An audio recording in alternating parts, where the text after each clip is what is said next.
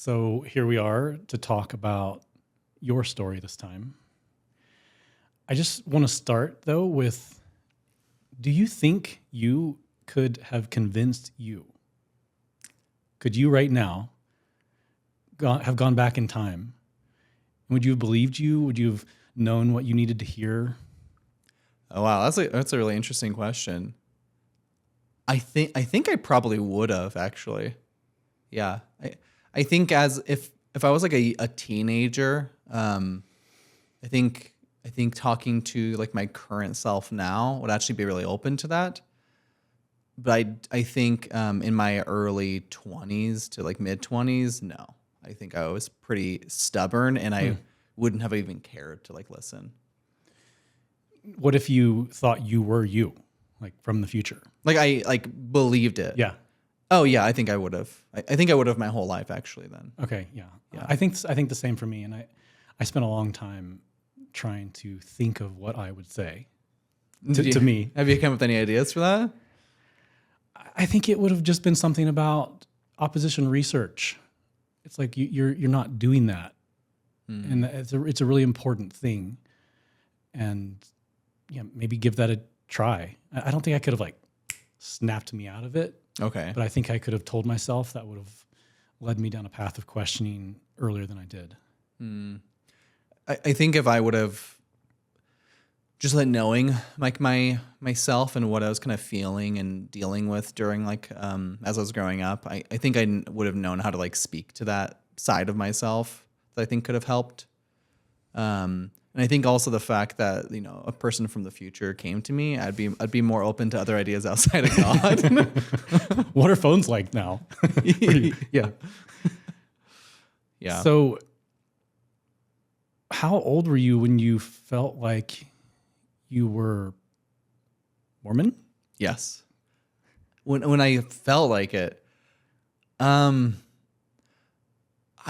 was born into like Mormonism. My parents, I'm a middle child of 6 kids. My parents were Mormon, but they weren't the type of Mormons where they were like fully committed practicing, which is one thing I really respect about like my mom specifically, is she was kind of wanting to develop her own spiritual beliefs, and religion and Mormonism kind of just tied into that, kind of gave her a space with things that she believed about it. So growing up within Mormonism, I don't know that if there was a place where I was like, oh, I'm Mormon, I'm like LDS, and a part of that. It felt like I was just naturally kind of born into it. But there were definitely points in my life where I did not like the fact that I was, or fought against those like kind of beliefs that I had. Interesting. Yeah. What was your trust in? Was it in like a person? Was it in the message? Like, did you just buy into it? Was it in the community? Did you just like being a part of it? What was it that drew you? Yeah. So or kept you, I guess, maybe. Okay. Yeah. So it's kind of like a weird background in it. I think some of the things that kept me in it was something similar to the way you described being afraid of like hell. I think that was one of the biggest ones that kind of kept me in line with believing it, and made any line of like questioning against it kind of seem wrong or bad to do, because I thought I'd just be going to hell. But I think I have a kind of like a weirder life in this, and I'm actually curious if other people had a very similar experience to this. I kind of always felt like I was a bad person since I was like a teenager, actually. I won't go into like specific details, but I had kind of like a traumatic experience when I was like 11 or 12 years old, and it started instigating this feeling of self-hatred, or feeling like I was a really bad person, like very shame-based. And I thought, because it was the only thing in my life that seemed like they even like questioned or related to being good or being a good person or going to heaven or whatever, was like religion. And so I felt like I had like this bad relationship with God since I was a kid. And as I got older, that there was a lot of pressure behind that feeling of feeling like I needed to like make it up for being a bad person, that I needed to be like do extra good things. And that Mormonism or whatever your flavor of it was the way to do it. Yeah. Make up for it. Yeah. It was the only thing I knew. Like I knew of other religions, but I never questioned the religion itself or like kind of investigated some of these other ones. As like a very typical indoctrinated kid, I just went along with like the lifestyle that they had. And so the traumatic experience caused religion to change for you.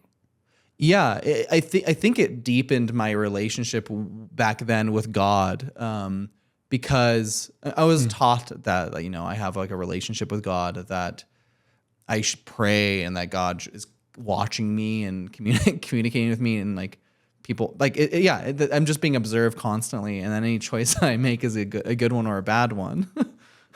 Yeah. Yeah. Well, walk me through it. Okay. Just, you know, go back to however far you want. I'm sure I'll have some questions along the way. Okay. Yeah. So Mormonism is it's a really strange religion. It's it's like a subcategory of other Christianity, like broad Christianity. I just want to point out that Mormonism probably contributed significantly to me staying a Christian.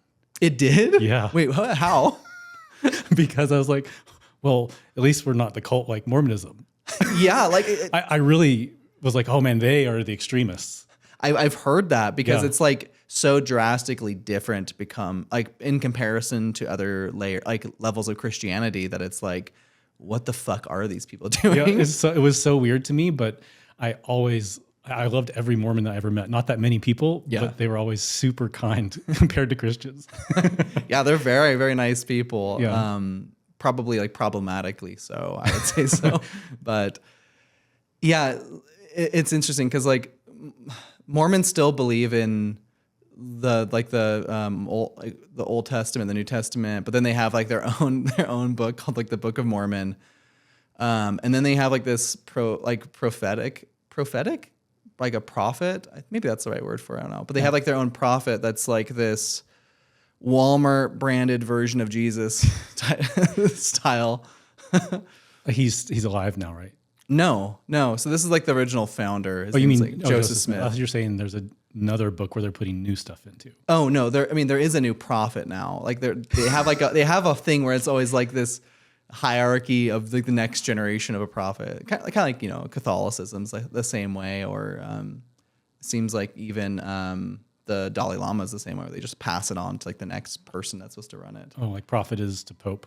Yes. Okay. Very, very similar. And they have like a same structure where they give like twice a year, they have something called like general conference, where the leaders of the group, which is all just like men, go and tell everyone what they should like do and like ideas they have. And I do think there are good things about that, because they're definitely trying to reflect on their own experiences and look at how like the current times are, and they give their own approaches from their own experiences on how they think families should live, but all of that's through the lens of like this like really crazy like belief. So as I was growing up, I was like born into every Sunday and stuff. We would go to church. There was even like kid activities where you'd like, it's very similar to anything of any other. I was curious Christian what your service is like. Okay. You know, it's like opening prayer, then some announcements, then we have maybe one or two songs, and then another prayer, and then a few more songs, and then there was a sermon. Yeah.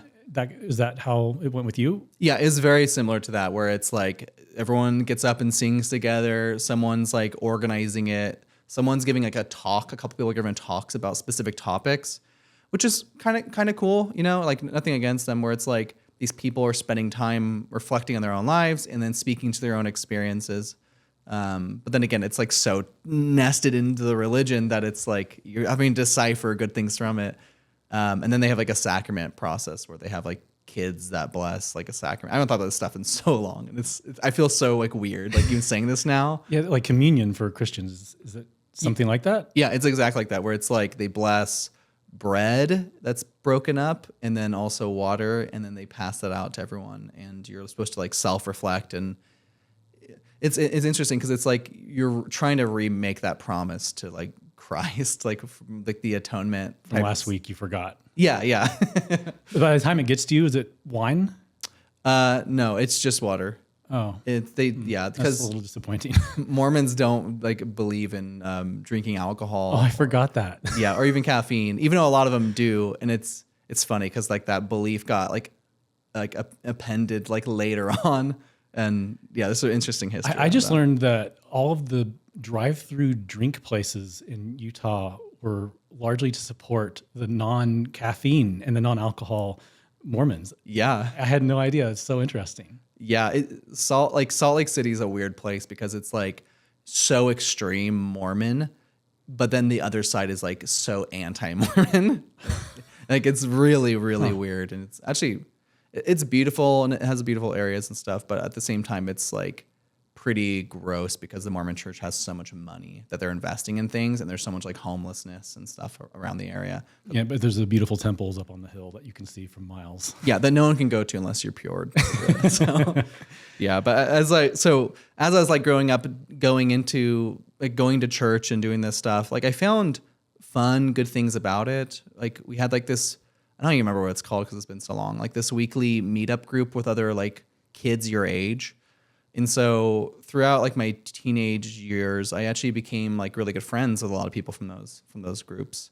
And some that I'm still friends with now that like, and some of them are not Mormon anymore, but a lot of them still are. So I do think there were some helpful things being a kid going to groups like that. Not because of the actual like religious practice. I think some kids probably felt that way where they're like trying so hard to be strict and follow the rules. But for me, it was more like a social hangout. Yeah, I kind of had like a weird distinct, going back to, I guess, your original question, if there was like a moment that I felt like I was actually like being a real Mormon, like trying, I did kind of have like an experience, I guess, as like a teenager where I shifted my gears of really trying to understand if this is like something I believed in. Because like, I don't know if it's the Bible or the Book of Mormon, but there's like this verse that if you're questioning your beliefs, or if you want to have that experience and you pray, that like God will show you give you an experience, and then you'll like your belief in the religion will be like proven. And so when I was like an early teenager, I became very rebellious. I was with a bunch of friends and we were just like fucking around the entire time within like church. There was a time where we were playing like, you ever played Bloody Knuckles with like a quarter? I always refused to, but oh man, I got so good at it that I broke a kid's knuckle once, but we would be like doing that and we'd have like bleeding from our hands while like at church and stuff. But then I ended up moving away. That was when I like lived in Colorado for a while. And then we moved away, and I kind of, because there was like this internal side of myself that felt bad about like my life and who I was, that I still had like this very strong tie to wanting to be a good person. Like I felt that still at that point in time, even though I was doing these things. And so we moved to like Idaho, and it felt like it gave me like a fresh start where I was like, oh, you know what? I'm actually going to do like everything I can to be a better person from this other side that I was experimenting with that I actually did not like because I could tell I was hurting people's like feelings and stuff. This is the moment you decided, I'm going to try hard on this Mormon thing? Yes. When I was 15 or 16. Yeah. Do you feel like it improved you as a person? No. Okay, so this is actually interesting. So what I decided to do was, first off, when we got here, everyone else, like when I moved to Idaho and I was like in school, there's a huge like Mormon population. So it's like a bunch of people that you're around that are all Mormons. And then you're even doing something called, oh man, I don't remember the name of it, but it's like something you go to before school. That's like a Mormon class that you take which is ridiculous because you actually got like school credits for it. Which is it's just crazy to me. So I was like trying really hard. I wanted to like impress like some of these people, and I deeply down just wanted to be a good person because I felt like I was such a bad person. And there was a time period in my life, I think I was 16. Actually, no, this is when I was like 17. I decided that I had not ever had like a spiritual experience. I had never had anything to kind of show me why I should believe it besides the fact that I just believed it. And wait, when you prayed, it was like to nothing? You didn't feel something there when you prayed? yeah, I didn't feel anything. Like I felt like I was trying. I'd feel my own emotions, but I wouldn't feel like there was something else there with me at all. How did you feel about singing in church? Because I know you like singing. Yeah. I would say I liked it. I think it's cool when people just get together as a group and just like sing together. And so I do think there's something beautiful to music from any religions where they like kind of together singing music. So I enjoyed singing to the music, but I don't know if I liked the actual songs, like the hymns. Yeah, I guess I think that whenever I think back to singing, it felt weird to everyone getting together and singing in a church. I remember walking by a church and hearing people sing afterwards, and I was like, oh, that feels kind of strange now looking back. But I always wanted to feel like I was making a joyful noise to the Lord, I think is what the verse says. Okay. And I don't know, I couldn't get fully into it. And I felt like an imposter or something, because I looked around and everyone is looking like they're having some sort of spiritual and emotional experience. And yeah. I almost never had that. There were a few times where it's a lot of people and it's a really moving song where I feel chills and probably interpreted that as something spiritual. Mm-hmm. But you didn't. Man, it's so interesting. You didn't have spirituality in the first part of your life. Yeah. All of my spirituality is front loaded. Yeah. Yeah. I don't know if I could connect it. I didn't feel like that, like emotional connection to the music while singing. It was more of like a something that you needed to do if you're there. Interesting. Yeah. I was just wondering if you, because you like singing, connected with it, especially. Yeah. It sounds really similar to me. Yeah. I don't know if I didn't have any connection to it. Interesting. Okay. But yeah, I didn't have any like spiritual experience. I feel like I was blindly just going along with it. I believed a lot of it, but I had nothing that actually like proved that this was true. And I wanted that experience very strongly, actually. And so when I was 16, I decided to, I love music. I've like most of my life since I was like a preteen, I've like been listening to music constantly. It's something that really matters to me.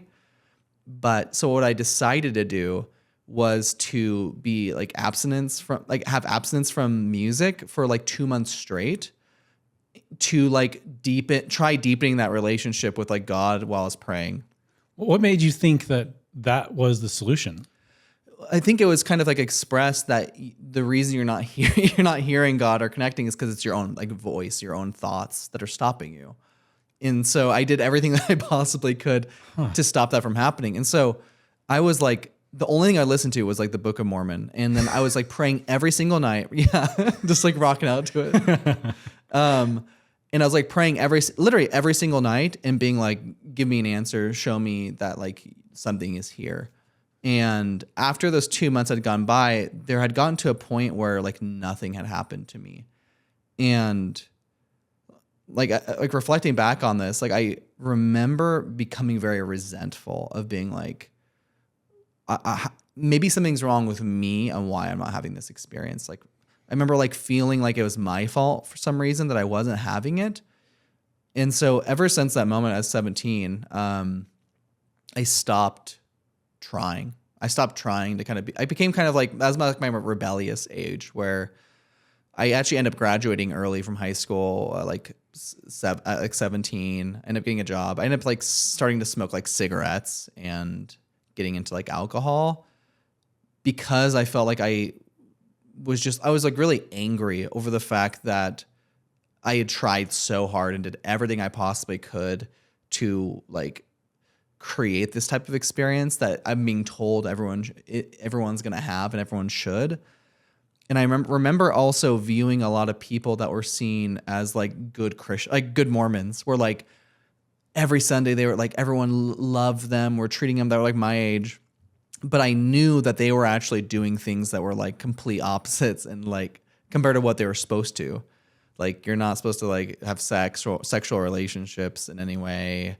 especially if you become like a what's it called, like a missionary. Oh, And so I knew a few people that were kind of having those experiences. And I remember feeling like they were such hypocrites because they were doing all these things, but then perceived as like nice people. And I remember just being honest with myself of feeling like a bad person. And yeah. because the people that were getting the praise, they were getting praise, even though you knew that they were doing the stuff in the background. You felt bad about yourself because of that. I think I became resentful just towards the religion that like it was like like that you could just be fake and people could just like pass through and still be seen as a good person. And then there was someone like me who was actually trying to do all these things as like strict as possible to come closer to myself, and I still wasn't able to have that. I think I subconsciously became resentful towards the religion, but then also thinking that it was still like my fault for some reason. I think that's one of the most destructive things of religion is God is doing his part. It's left up to you to do your part. And whenever you do your part and nothing happens, because of the framing, because of God, you put it on yourself instead. Oh yeah, because it's like completely communicated in that way where it's like God is just there and he's loving and it's good. Perfect, unchanging. Yeah. The only thing that's stopping that is you. And so the further you feel less connected to God, the more it's your fault. You're doing something wrong. Yeah, turn that music off. Yeah. It's listen to Book of Mormon for like 3 months straight. Yeah. So it was interesting because after I like moved out when I was like 17 and a half, I was just being very self-destructive. Like I remember like being upset and still feeling concerned that I was like going to hell and I was like a bad person. I was like extremely lonely because I think that was actually one of the biggest like feelings I felt was like loneliness, because I felt like I was trying so hard to be honest, but no one else was really doing that. Everyone was just playing the game or being like what I saw as like superficial or fake. Was there someone that you could confide in about that? Yeah, I had a friend that I expressed like a little bit to some things that like I felt like bad about. But it was never, I don't think I had like the emotional intelligence to know what was really going on about how I felt towards the religion or like my own beliefs. It was just more like this subconscious like pain that was just eating at me constantly, and especially like being lonely too. It was just like a bad mix. I remember for most of my teenager years and even like my early 20s feeling like I was just observing everyone having fun and being happy, and I felt like I was this outsider where I was constantly where I would like try so hard to get people to have fun and be silly. And then I remember that there would be these moments where I'd like take a step back and just be like, whoa, I'm still like just like so unhappy and so sad. And I felt very lonely in that place because everyone else just seemed like, I mean, we're all like teenagers at this point. So like everyone else seemed like happy, and I just didn't, like I felt like something was wrong with me because I was like at this place still, no matter what I did. I felt something similar to this where I heard the message that was being spoken and I saw everyone around me not really paying attention to it, but I felt like I knew it. And so I had a responsibility, and it sounds like you had something similar where you held yourself to a higher standard than it seemed everyone around you was doing. Yeah.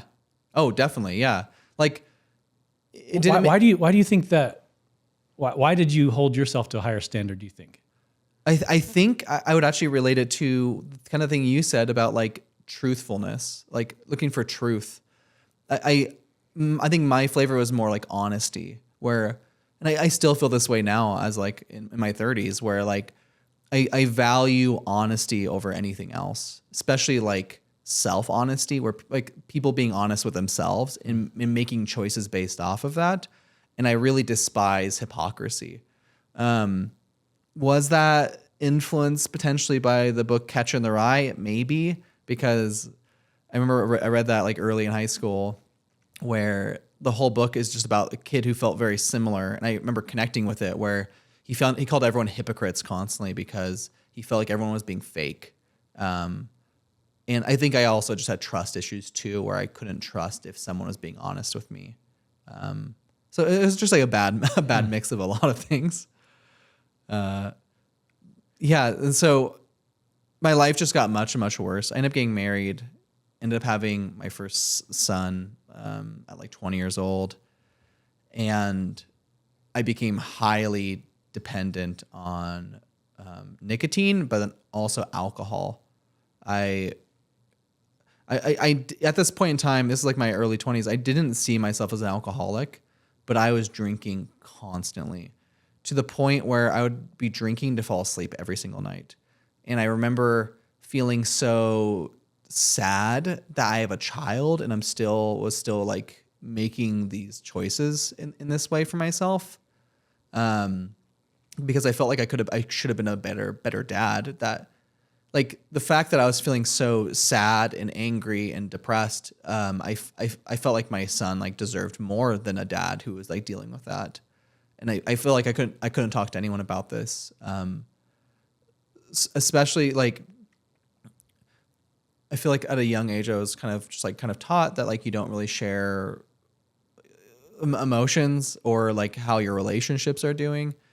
And I was just dealing with so many issues, and I'd be really good at just pretending like everything's okay, which is funny because I still have that issue now. I'm like way too good at, I think it's like the worst talent someone can have is being really good at pretending like you're okay. And as I was like drinking alcohol a lot, I was just becoming way more angry, way more distrusting. I became fearfully narcissistic, I would say. And I guess what I mean by that is I was very controlling over my partner because I didn't trust her. Like I became controlling of other people in my life because I was scared of letting things go or trusting people. And these are things that I've kind of fixed now, but it was just like probably the worst point in my life where I had gotten to the point where I was like suicidal constantly, where I even felt this way when I was like 16, actually when I was younger, where I always felt like the world would be better off if I wasn't alive, that I was this person that was causing problems in the world. And that it would be easier for everyone because I'm such a big burden that if I was gone, people would be happier. Geez, this is why I lean anti-theist rather than just atheist or agnostic, because the situation that you had, if you didn't have the Mormon framing of it, it would not have been nearly as heavy and as much of a distraction to you. You could have just lived your life. Maybe you were addicted to alcohol, but you're not tearing yourself up inside about it. Oh yeah. I completely agree. I think just the concept of hell is, well, I mean, in this religion specifically, there was a couple things, because hell, I think, is just such a terrible thing to tell people that if you're like, because you have like this subjective belief on what you even view as a good or bad choice. And then if that's tied in with a religion, the choices you can make are become so niche. And so many of them, like we discussed with your episode, Relieving Christianity, so many of them are just fighting natural instincts, especially when you're like a horny teenager who's hormonal. That's like the worst time to tell someone that, like, because you're just going along with what you feel like you need to do, that you're going to like go to a place where you're going to be like unhappy for the rest of your life and you're not going to be connected with everyone else. What's interesting is that you like started taking it seriously, and it almost like started a decline is what it sounds like.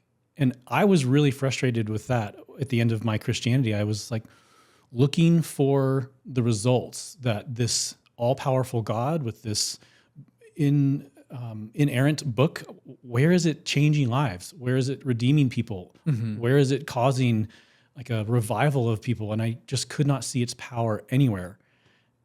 And it almost is like driving you down. Yeah. Yeah. It's like even more extreme shame of the fact that you don't feel like you're getting what everyone else is getting from it. You know, I felt like I could not say the Lord's name in vain. I just would never let myself say it.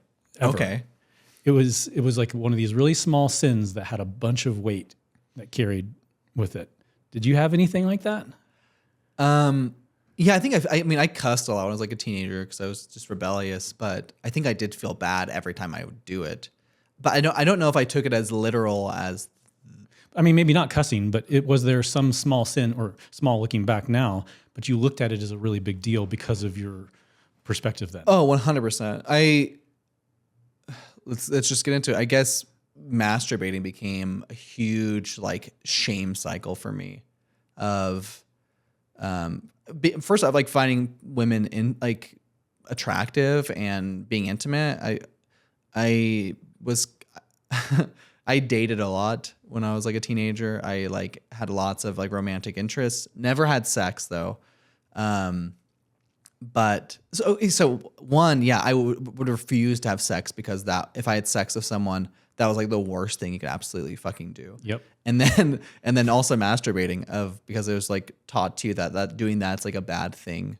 And so then I still like deal with this problem as an adult where like I feel bad if I like masturbate, that if I decide to do that, I've trained myself since I was so young to like post nut clarity, just feel like shit because I did something wrong. And then this like almost like failure feeling of being like, oh my God, why can't I just control my instincts? And then, yeah. And just like such a normal human thing being treated as some type of tool for me going like directly to hell.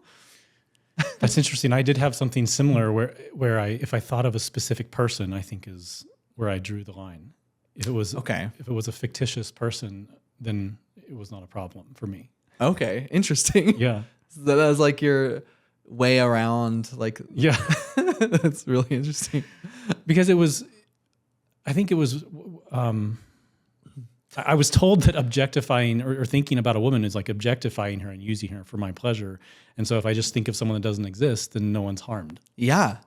Perfect loophole. Logically makes sense. Have you ever heard of soaking? Oh, it's funny. I was just thinking of the poop hole loophole. Yeah, I was thinking that too. I have heard of soaking. It is hilarious. Yeah, for people that don't know, like I don't think it's just based of Mormon. I know Mormons do this a lot. Where I've never heard of it outside of Mormonism. Oh, you haven't? Okay. Yeah. It's like because you're not allowed to have sex before being married. What some people will do is they'll just like put their penis inside the woman, but then they won't move, as a way for them to like say that they're not having sex. Like that it's just like something that happened. And I thought there was another party involved. I've heard things like that too, where people like jumping on the bed to like move it and things like that. Yeah. Sorry. Are you guys moving on accident? Yeah. It reminds me of like, I think I've heard this with like very traditional like Jewish people where like they don't use technology on certain days for like their religious days.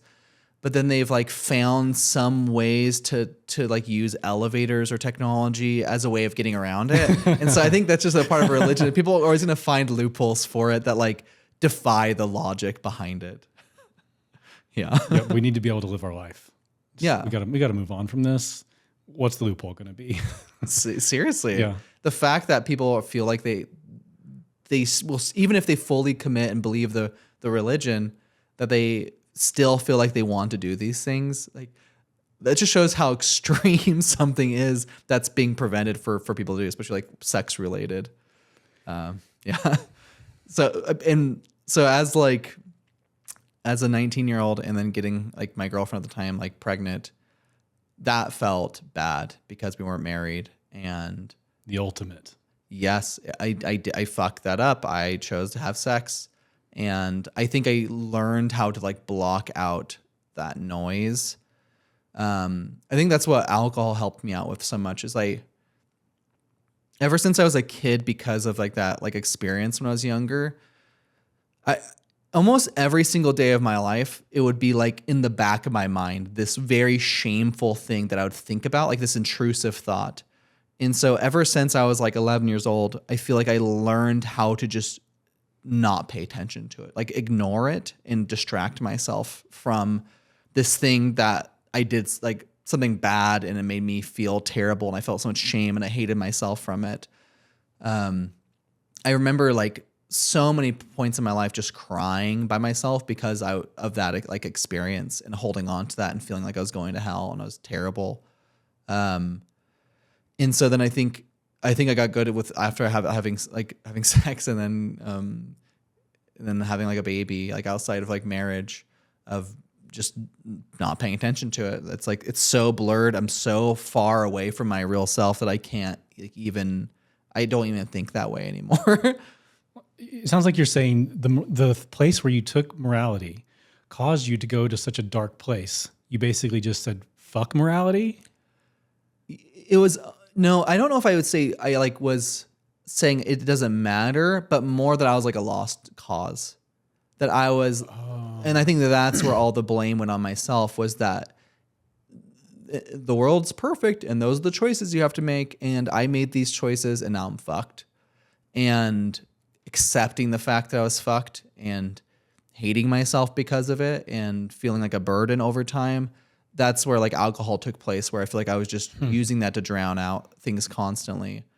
It was just not a good place. I remember I get to a point where whenever I would drink too much, I would just start bawling and start telling people that they don't love me and no one cares about me. Like, it was like the only point in time in my life I felt like where I was actually able to share how I felt because it was so deep down was when I was blackout drunk. Which I know is like a very common thing with alcoholism. The reason why people drink alcohol when they're like feeling shame. I think what you're talking about reminds me of what I was saying, where I had principles that I was trying to live by, but they didn't come from a book. It came from like two different things, because the idea that you're not redeemable, the idea that you're a lost cause, that is so anti-biblical, anti-Jesus. I'm not sure about the Book of Mormon. Yeah. But I think that the things that people say about A and B equals, nope, you're not good enough and you'll never be. Yeah. I think this is my issues with one of the reasons why I actually dislike religion. Yeah. Is I think it leaves too much up to interpretation, and that every individual within a religious group, especially a kid, is building this like relationship with their own beliefs. There's no way to capture fully the same belief and copy and paste that in every individual person. Everyone has their own beliefs. And so if you're not in a place where you can actually communicate and share what you're dealing with or what you're going through, especially if it's something that's like so highly regarded as like something terrible, you're going to hold that inside. And then you're going to just like feel like shit because you're like failing. And I know a lot of people in religion that have like felt this way, and it's so destructive. You're missing out on the most like beautiful part of life of growing up, and instead filling it with feeling like you're a terrible person. It's one of the reasons I will not like let my kids like have religious beliefs, is like, it's not worth any of that. And I'm very against it. Did you think about how you would handle kids as a 16, 17, 18-year-old Mormon? Like how I'd think about raising them? Yeah. You didn't know you were just around the corner from having to do it. No. Yeah, I knew I always wanted kids because I connected with kids really easily, and I like being silly and fun, and I feel like I've always been a good communicator to children. But yeah, I never like really thought like the realistic action. One thing that's really funny, and it's funny now, but looking back, it's like fucking like so sad.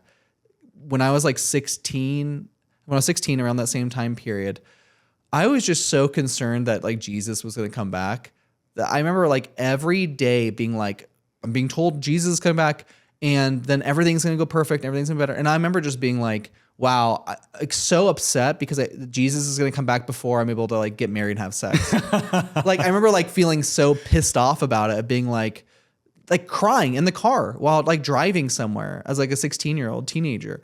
The fact that this shit took up so much of my mental space and time throughout most of my life is just like so sad. I think I thought a really similar thought.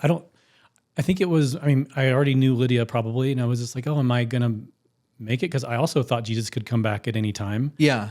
And I had a similar thought of like, well, I hope we get to do it in heaven. Yeah, like if the whole world's like saved and taken away to this place, I'm like, why I don't get to experience this? Yeah, but I assume that we wouldn't be doing it in heaven.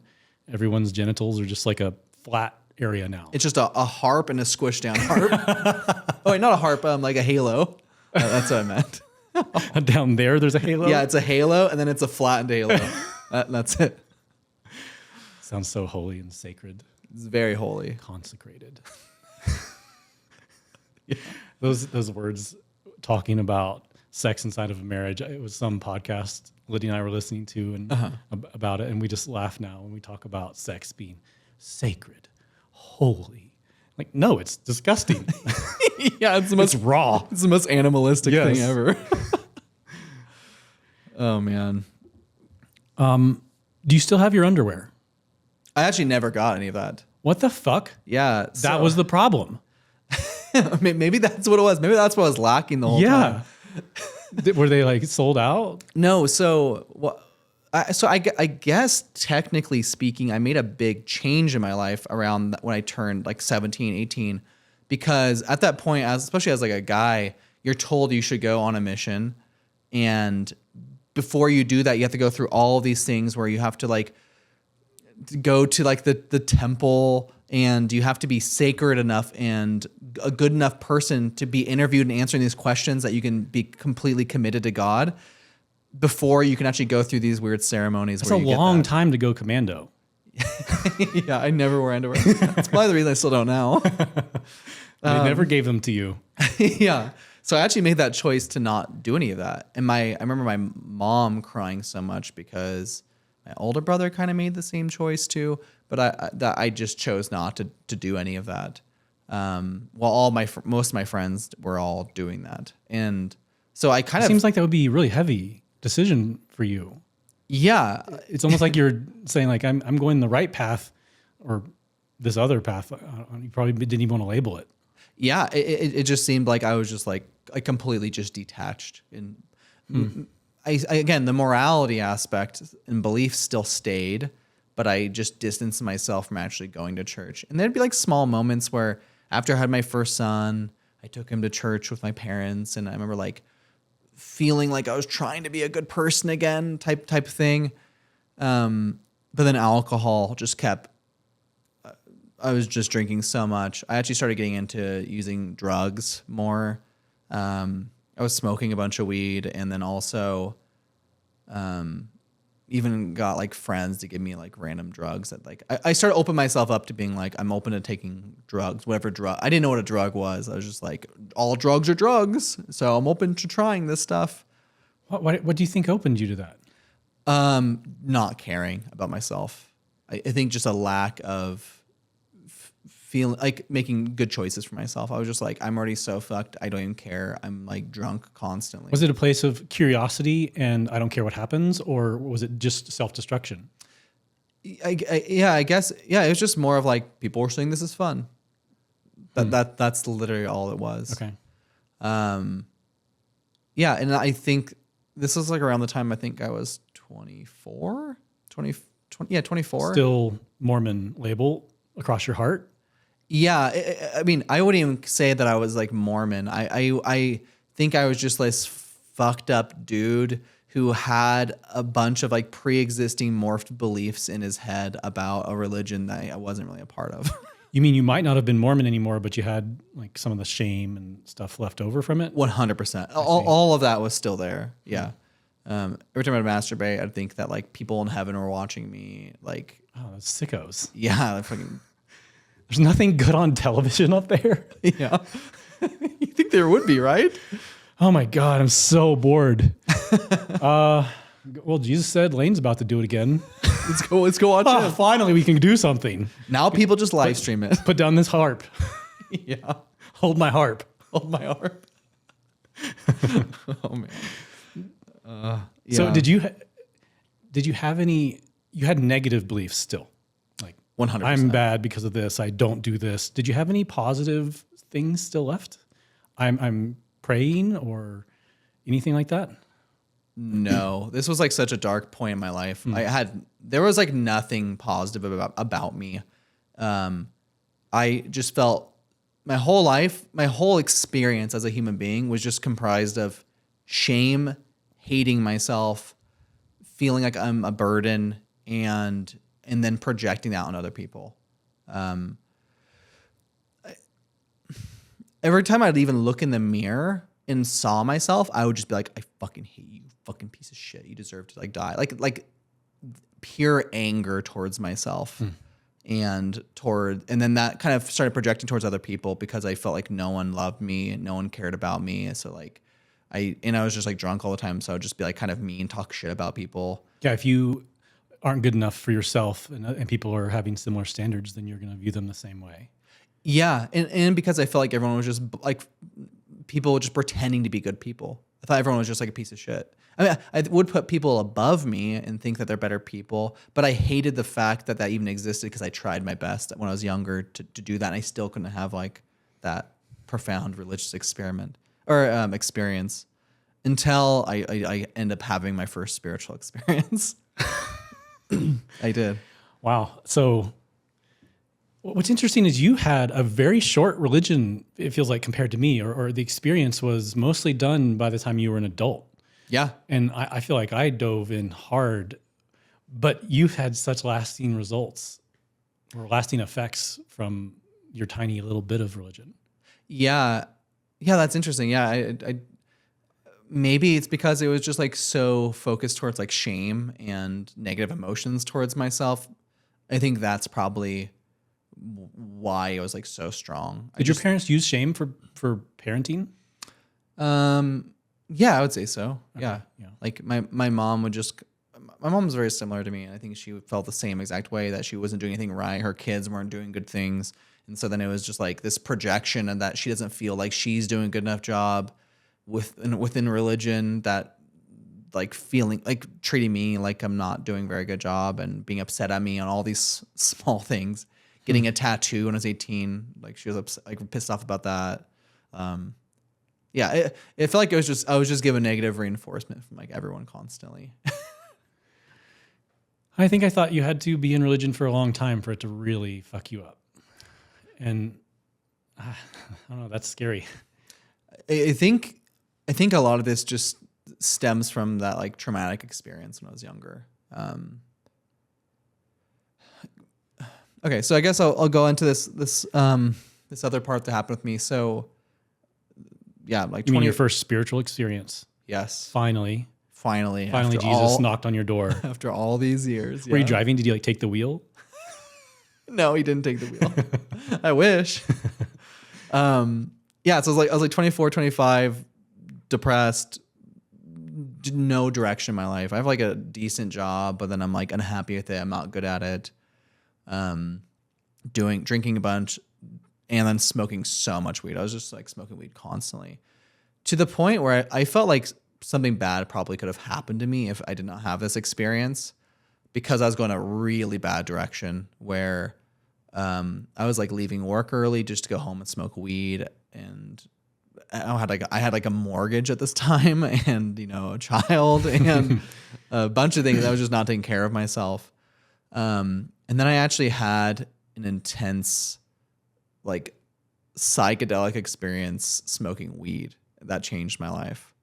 I know that's like a weird thing because a lot of people don't associate weed with like psychedelic experiences, but I would categorize it as probably like a psychosis from weed. Oh, okay. Which if people don't know what psychosis is, it's like losing touch fully with like reality. I had this very intense experience smoking a lot of weed. I did like a gravity bong hit I think it's a gravity bong where you fill up this huge thing of smoke and then you inhale as much as possible. And I end up pretty much felt like I was going to die. Like I felt like I was dying and I had this sinking feeling like in my chest. Like it felt like there was like this black hole in my chest that was pulling me in. And then I was trying to like get away from it. And I was just like, I lost touch with reality. I was like super paranoid. And I was just like, oh my God, I'm going to fucking die. And I was like freaking out. And like my little younger brother and like uncle were trying to like help me out. And then I accepted the fact that I was going to die. and was like, okay, I got to the point where I was too tired fighting it, and I just gave in. And I had the most like profound spiritual experience I've ever had, where I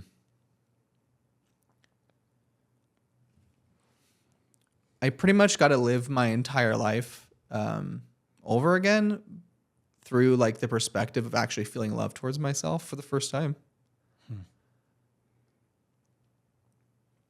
I had not felt anything positive towards myself since I was 10 years old. And I saw that traumatic experience of that I was holding against myself for so long, but being sympathetic towards myself and feeling love towards myself. And this whole experience changed my life completely. I felt like I was reborn. And I think a lot, like, I know Christians believe this thing of like this concept of being reborn into Christianity, where people feel like they become someone, like they're reborn and become someone like new. And it felt like that, where afterwards I had, for the first time in my life, this sense of like peace. And I remember being so confused what was happening. For I guess the best way I can describe it is I felt like I was living my whole life through just my eyes, where whatever I was like seeing and doing, that's how I was living my life, where I was just reacting to what was happening to me. And I was never taking a step back to really think through how I felt or what I believed or how I thought about things. I didn't have an abstractive view of my own beliefs and who I was. And I remember feeling like this entire opened up space where my whole focus was so small for such a long period in my life that I was able to finally like think clearly and actually self-reflect. What do you think added up to that? Like, was it something your brother or your uncle had said, or is it just like, thank God for gravity bongs, or is it maturity that you'd built up over enough time and then your mind got into a state that it allowed you to relax and see things kind of as they were? What do you think? I think it just had to do with smoking a lot of weed. I think I think the psychosis that I was in, like, I was so high that I was just like losing focus on anything my surrounding. I couldn't even focus on people in front of me. And then the only thing else that was there was this humongous amount of pain that I was dealing with and holding on to. And I think symbolically what I was feeling, where I felt like this is huge black hole in me that was pulling me in, is what I was doing my whole life, which was pulling away from this side of myself, of fighting these emotions and feelings that I felt for the last 14 years of my life. And like after that, like, everything changed. And it's difficult because I don't want to recommend this type of experience for people, because I think they are so dangerous. I think having like a psychotic episode, especially from like induced like substances, can be so dangerous, because afterwards I felt like I was just this empty canvas where I had no idea who I was. Like, I felt like I was a brand new person. But I also felt so susceptible to new beliefs, because I remember just walking around for like months and like in my house and trying to sit at my desk job for like a month and just like staring at the screen, not knowing what to do. 'Cause I was just like, what the fuck did I just experience? Like I didn't know how to like comprehend what was happening.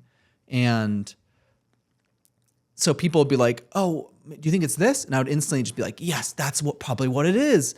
And so I felt like this empty canvas, and I was just like researching constantly, trying to figure out what this could be. Is this my Kundalini like awakening experience? I remember fully diving into this and hearing people's experiences and like, oh, this has to be it. Oh, is this like Mormon like spiritual experience? Oh, it has to be this. And I guess that's how like it started, is I interpreted my experience through the lens of the only thing that I understood about spirituality or religion. And I thought it was God saving me. Like that's how I interpret the whole experience, was like, oh, it's God healing me and showing me this new experience. And I remember afterwards feeling like I was not afraid of dying. For months, I was not afraid of dying. And I remember feeling so strongly that I would die for God. Like that intensely. Wow. Yeah. Like I would risk my life for God right now, because I'm like not that afraid. This is like frustrating for me to hear, actually. Why? You take this long break from religion and you have this great experience and you're like, oh, what was that? Oh, it must have been that thing a long time ago that fucked me up. Let's try that again. Like the religion part? Yes. Yeah. Well, I guess I'm saying it makes me angry or frustrated because we're just dealing with our brains. And that's just what our brains tell us. Like, oh, what could this be? Well, you only know one thing, so that's probably what it is. yeah. It's crazy what like how your beliefs alter your interpretation of the world. Because if you believe that God is this thing that's larger than you, anything that happens that's outside of your life, you're going to give credit to that thing or take it away. So have you thought about this? A phrase, a question, a speech that you could have go back in time and give to yourself before you had that major experience that could have triggered the same thing? Yeah. It would be telling myself that I still deserve love, and that like shameful experience when I was younger does not mean anything. That I was just young and I just didn't understand what was going on. So talking to like that child part of myself, I think would have helped. Interesting. It's like that experience, just let the child part be seen by your more mature perspective. Yeah, and just giving it love, because it had none of that. This was the weirdest part, because this is actually where like, this whole thing's about like leaving like Mormonism in it, but like this is actually what like led me to leaving Mormonism. going back is what led you out. Yes, because I finally learned how, sadly, from this like potentially dangerous like experience, which I actually needed. It was the hardest experience I've ever had in my life, and I think I needed to have that happen. I think I'd be dead right now. I think I would have killed myself by now, honestly, if I had not had that experience, which I feel very grateful for. But after that, I feel like it was the first time I learned how to critically think and how to observe myself, observing my own thoughts, and being able to think while also experiencing things at the same time. I had never developed that in my entire life until that point. And because I felt so free and excited about being happy and feeling love, for like months, I would just like feel such pure love towards anyone. I would just be like, I am just like so happy to be able to just like sit next to like my son and hold him and just like cry because I loved him so much. And I remember talking to everyone that I'd like hurt or harmed because I was like being mean or like angry at them when I was going through like that depressive alcohol phase, and just like making every action possible to kind of clear things up and be this new version of myself. But because I was so curious about like what was that experience? What was this? I instantly started like, I talked to my parents about it, and they were like, oh my gosh, this is a crazy spiritual experience. Maybe you should probably go talk to like the prophet of like the church, like relating it to the religion, because it's the only thing they knew. And I ended up like going to like the church and talking to like a bishop that was there and telling him this experience. And he was just like, wow, I can sense so much love from you. Like he was having this like profound experience with me, because I was just like, for the first time in my life, just like feeling pure love towards everyone. I felt like Jesus. You learn to love yourself. Yeah. And then you can love everyone else. Yeah. And I had so much love. I had a backfill of love for myself finally after all that time, that I love people so profoundly. this is interesting because this will end up leading into like what my morality is now outside of religion, because it really strongly relates to that. But I was like, I need to know what the Book of Mormon is. And so at this point as an adult, I ended up reading the Book of Mormon within like a week, 2 weeks. I like read the entire thing. Like every single day I was just reading it and I trying have no idea how long it is. I don't remember how long it is either, but it's not like too long. Like the Bible? No, not that big. Okay. Yeah, it'd be like 1/4 of the Bible. Okay. But I ended up reading all of it, and then I was just like trying to understand what this is, and actually being like, am I actually having an experience from reading this? Like, is this truthful? And then I instantly started diving into a website similar to the way you described, of a site that had reference links to like what is true about Mormonism, what is not.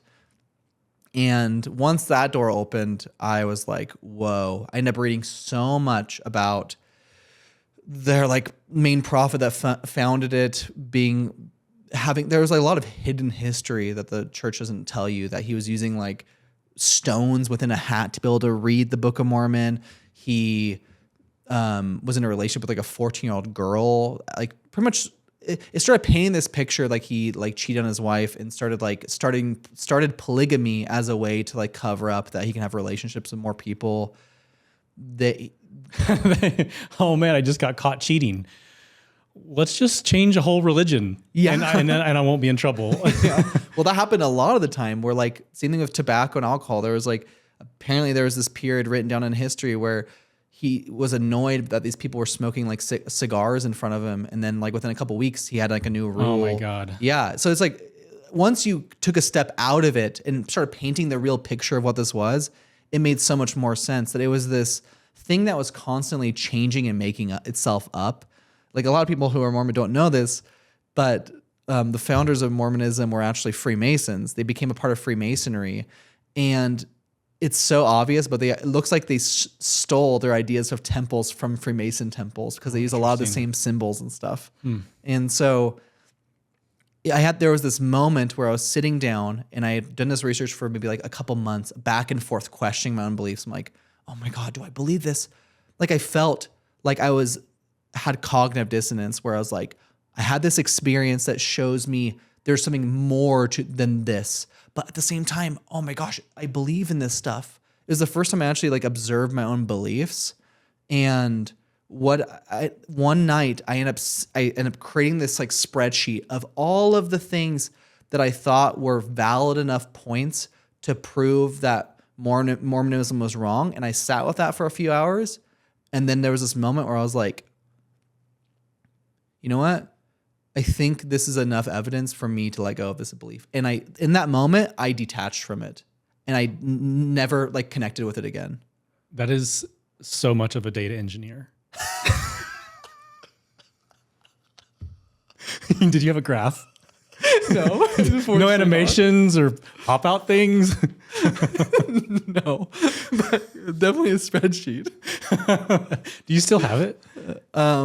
I don't know if I do or not. It's been a while. That's really funny. Yeah. When you left religion, or when you had that strong experience, let's go maybe a year after that, because you said there were some lasting effects from it. What was your anxiety like before and after religion? Did it go up after religion? Did it go down after religion? Were you using God as a crutch and comforter, or like after that moment, letting go of like Mormonism fully? Yeah. I felt so much more free. I felt like so like before, I think I did feel a little bit of anxiety. Like I needed to make it up for God for saving me, that I needed to maintain this like sense of like love and connection and not fuck that up. And I remember promising myself like, okay, I'm not gonna like masturbate, like still tied so much to like the beliefs. You had left Mormonism and you were still saying not to. No, sorry. This was before that, but afterwards it was pure freedom. It was like, it was like playing Skyrim for the first time, where you're like in this big world and there's like so many opportunities to do things and you're like looking forward to it. I felt that way, where my curiosity and interest was driving me to like all these different places to learn things, which is like, what is religion? What do other religions teach?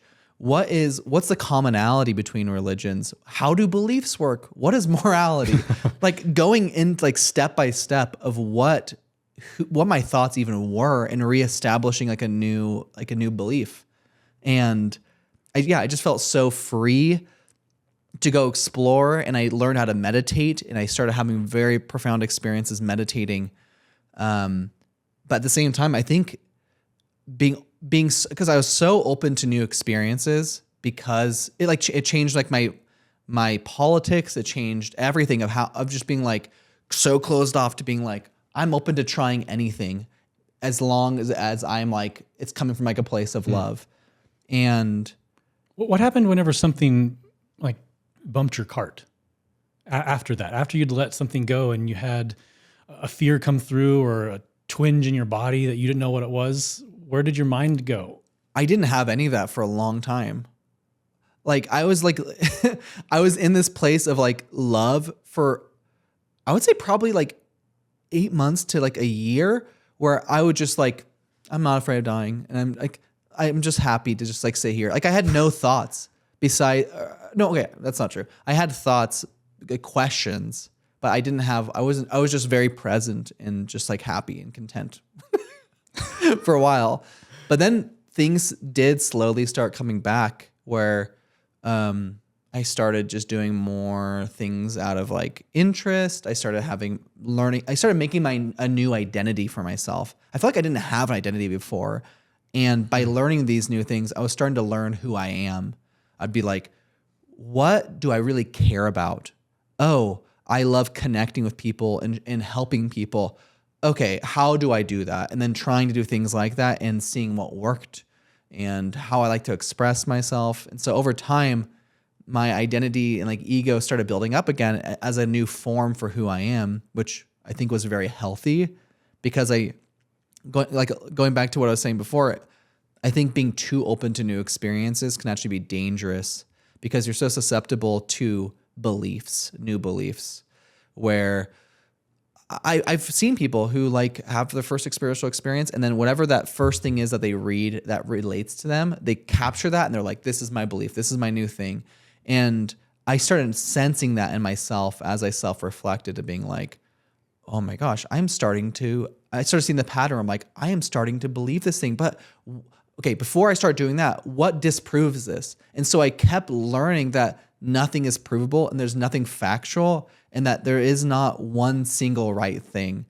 And so because of that, I felt even more freer.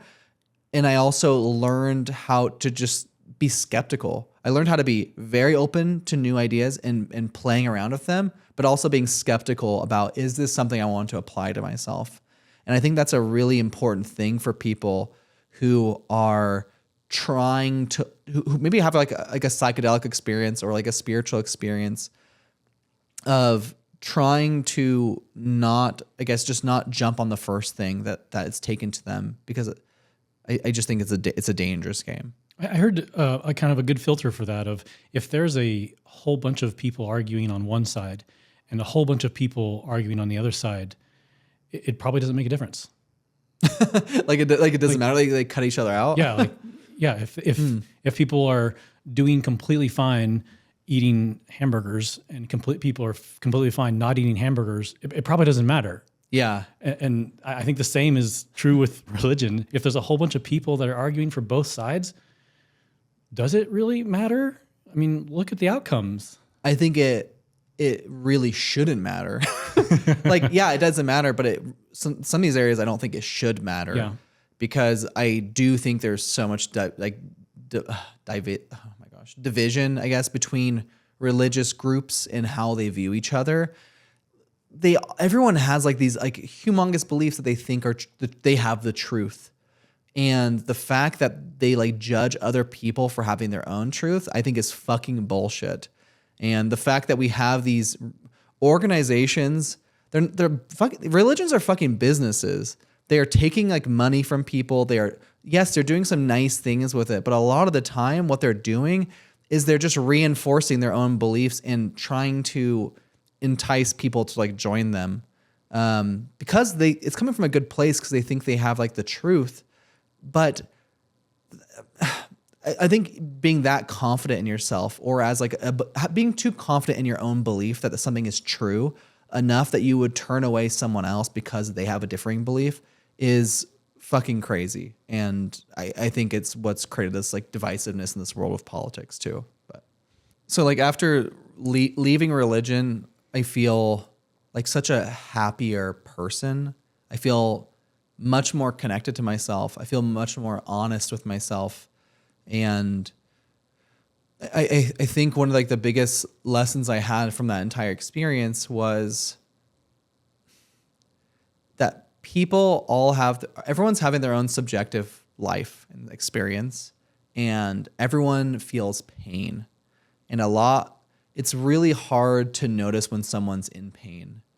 And having the contrast of an experience that I had of being so much in pain to the point of suicide to this freeing part of my life, that I've learned to make my life goal trying to reduce that suffering in other people. I think majority of my morality now post religion is how to reduce people's suffering. And I don't think it's something that only I can do. I think it's an important thing that a lot of people should do. Is, it's taught in religion and especially Christianity of like treat other people the way you want to be treated. And despite how I feel about religions now, I think it's a very truthful thing, because there's a lot more commonality between people than there is divisiveness. And I think if you have been in pain before, try like observing that in other people. And if you do, you will notice that. Like now I notice pain in people because I live that part of my life so much, feeling that way towards myself. And I think it's just such a rewarding process to just try helping people and make the world a better place. And if more people do that, I think we would be a lot more better off. I hope you feel like you're winning at this, because you are. You improve my life. You improve the people's lives of all around you all the time. And speaking for them, take a break every once in a while. We really appreciate it. Yeah, I'll do that. That's really kind of you. So I want to go back to truth. Is there something after all of this that you feel is truer now than ever before? Something that you hold on to? What comes to mind when you think of something that's very, very true? I think the fact that we don't understand what reality is. That with science and with science and where we've developed and how we understand with like physics and the world, that potentially there's like an infinite amount more to learn. So I think the biggest thing I've taken is to never be confident that you know something, because we still don't know everything. If you look at throughout evolution and throughout like science and like just humanity in general, there's always been these big periods of feeling like we know everything. We've gotten to this place where we understand how the world works. I don't think that will ever be the case. I think there's a chance that that's infinite, but I do believe there is something much larger to us. And I do think people have different words for that. Different religions have different names for it. Some people call it God. It's not like, I don't believe that it's like this embodiment of like a human being. I think the best term I've found is like the universe. Like everything that's like based in physics is based from this large like system that exists, and we're all like derived from it. That's like my own beliefs, and I don't think you should ever believe that just hearing me say this. But I think it's hard to think that we know everything in the world, and I think we'll always, maybe as human beings, we'll never understand how things fully work. But being open to that is better than believing that you know how everything works, which is much more restricting. Yeah, if you know it all, then there's nothing left to learn. I love that. Hold your beliefs loosely, or this is what I believe, pending new information. Oh, wow. I've never heard those actually. Yeah. Yeah, I love that a lot too. So if someone you loved was beginning to question, what would you definitely not say to them? If they were beginning to question like their own religion, Yeah. what would I not say to them? Oh man. That was actually a joke question. Oh, it was? Okay. I was like, oh shit, how am I going to think about this? That's a really weird way of approaching a question. Yeah, I was hoping we could end with that.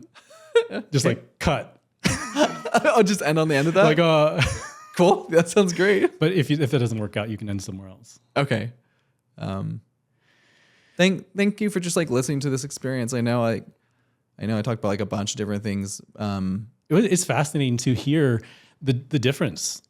I didn't know how different it was, how your experience was kind of condensed into a few years, like 6 years maybe.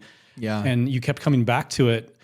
But yeah, mine was just diving deeper and deeper and deeper until I got to shit. And I'm like, ugh, this stinks. Yeah.